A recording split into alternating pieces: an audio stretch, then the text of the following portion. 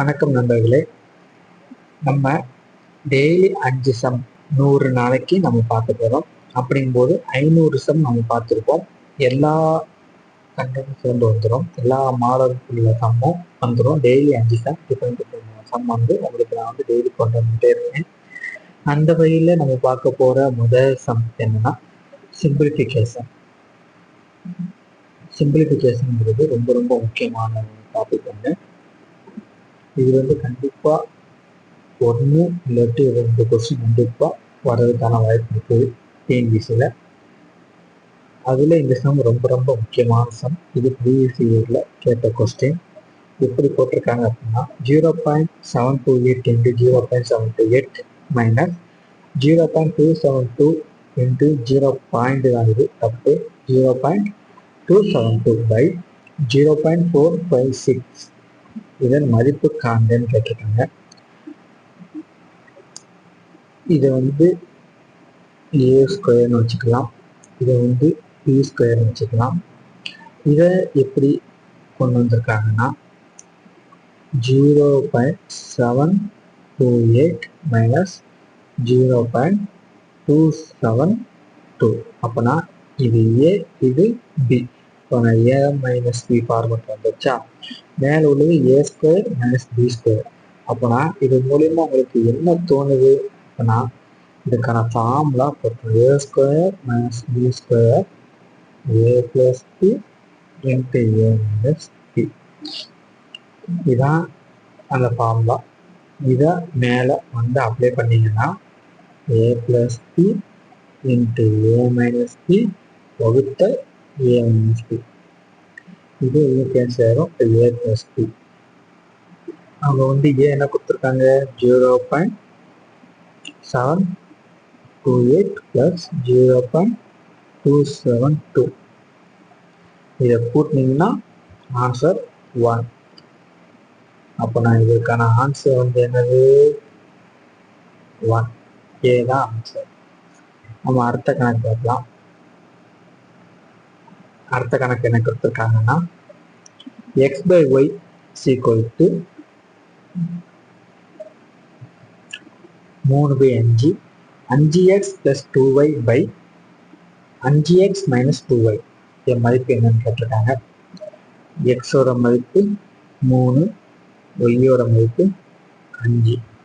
என்ன கொடுத்துருக்காங்க 5x plus 2y.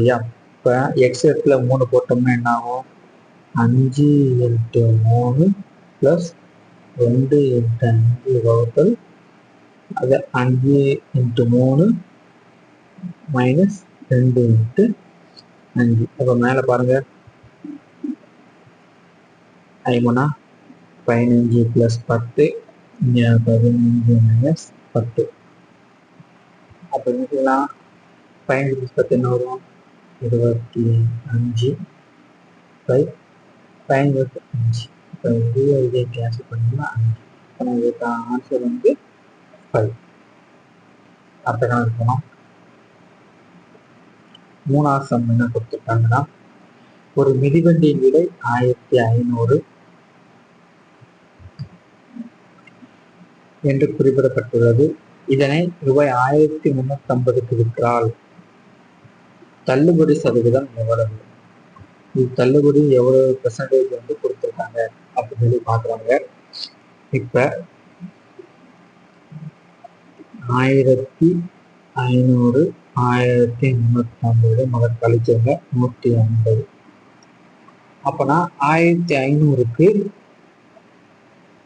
150 ரூபா தள்ளுபடி பண்ணுறாங்க இன்ட்டு 100. இந்த ஃபார்மெட்டில் போட போயிடணும். 1350 நீங்கள் போட்டிங்கன்னா அது ஒரு ஃபார்மெட்டு. அது எப்படி நான் சொல்கிறேன். இப்போ 1500 150 அடிச்சிங்கன்னா 10. இப்போ இதுக்கு ஆன்சர் 10%. நீங்கள் அப்படி இல்லைன்னா 1500க்கு 1350 போடுறீங்கன்னு வச்சுக்கோங்க. இதை கேன்சல் ஆகிடும் சரிங்களா. அப்போ 15 இந்த 1300 நீங்கள் கணக்கு வச்சிங்கன்னா 90 வரும். ரைட்டா 90 வரும். அப்போனா 100% 90 கழிச்சிங்கன்னா 10%. பெருக்கி முதல்ல இந்த ஃபார்மேட்டில் எழுதி அடுத்து கழிக்கணும். இதை கழித்து இந்த ஃபார்மேட்டில் போடணும். இவ்வளோதாங்க ஆன்சர். எப்படி போட்டாலும் ஆன்சர் வந்துடும். நீங்கள் இந்த ஃபார்மேட்டை யூஸ் பண்ணிங்கன்னா ரொம்ப நல்லது. அடுத்த கணக்கு இது ரொம்ப ஈஸி தான். 60 டன் கலவையில், அதாவது பாலும் தண்ணீர், மில்க்கும் வாட்டரும் 2:1 என்ற விதத்தில் இருக்குச்சான். அதை 1:2 ஆக வேண்டுமெனில் கூடுதலாக சேர்க்க வேண்டிய தண்ணீரின் அளவு எவ்வளவு கேட்டுக்கோங்க. இப்ப 60 லிட்டர் கலவை தெரியும்.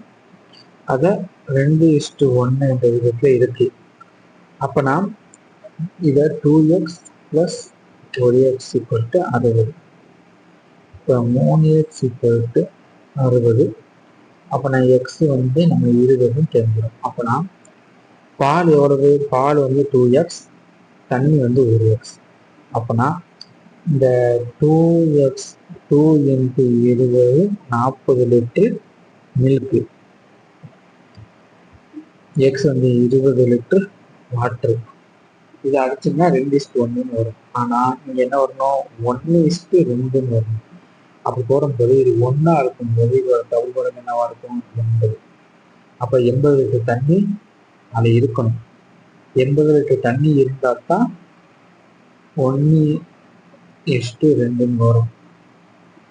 அப்போ கூடுதலாக எவ்வளோ சேர்க்கணும்? ஏற்கனவே 20 லிட்டர் தண்ணி இருக்கு. கூடுதலாக எவ்வளோ சேர்க்கணும்?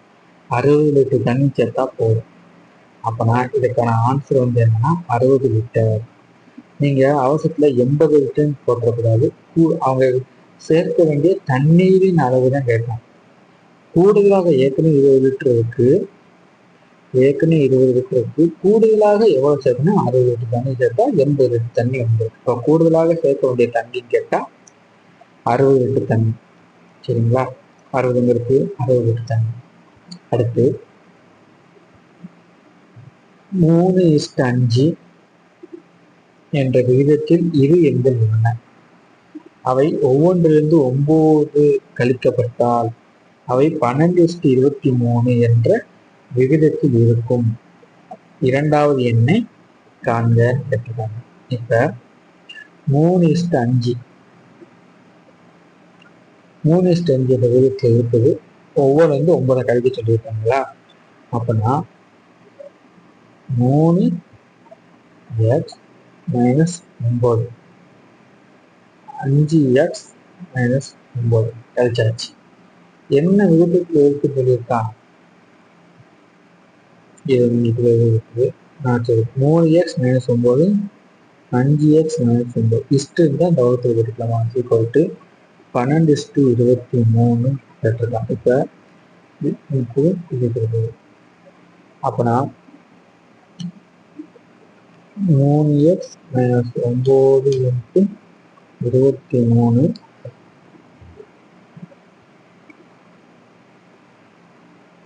12. இந்த மாதிரி ஃபார்மேட்டில் நம்ம எழுதிக்கோங்க. எழுதிட்டு இப்போ கூட்டுங்க. உள்ள குறி பெருக்கணுமா? உள்ள குறி பெருக்கணும். இப்போ 23 3 69x மைனஸ்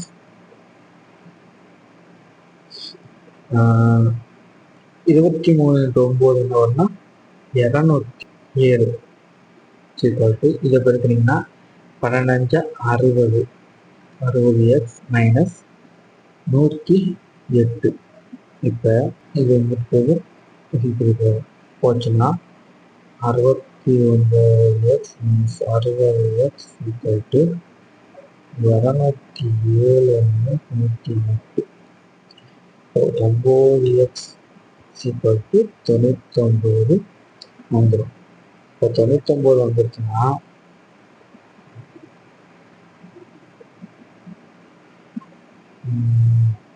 9x - 99. அப்போ x = 99/9 11. இப்போ எக்ஸோட மதிப்பு 11 தெரிஞ்சிச்சு. இப்போ இந்த 11 இது முதல் எண், இது இரண்டாவது எண். 5x. அப்போ 5 × 11 55. இதுக்கான ஆன்சர் என்னன்னா 55. 5. இந்த மாதிரி உங்களுக்கு சம் டிஃப்ரெண்டான சம் உங்களுக்கு வேணும்னா என்னோட சேனலை சப்ஸ்கிரைப் பண்ணுங்க. இன்னும் உங்களுக்கு என்னென்ன சம்மில் உங்களுக்கு சால்வ் பண்ண முடியாத சம்ஸில் இருக்கோ அதை நீங்கள் கமெண்ட் பண்ணுங்க. நான் அதுக்கான ஒரு வீடியோவை எடுத்து உங்களுக்கு நான் பண்ணுறேன். நன்றி, வணக்கம்.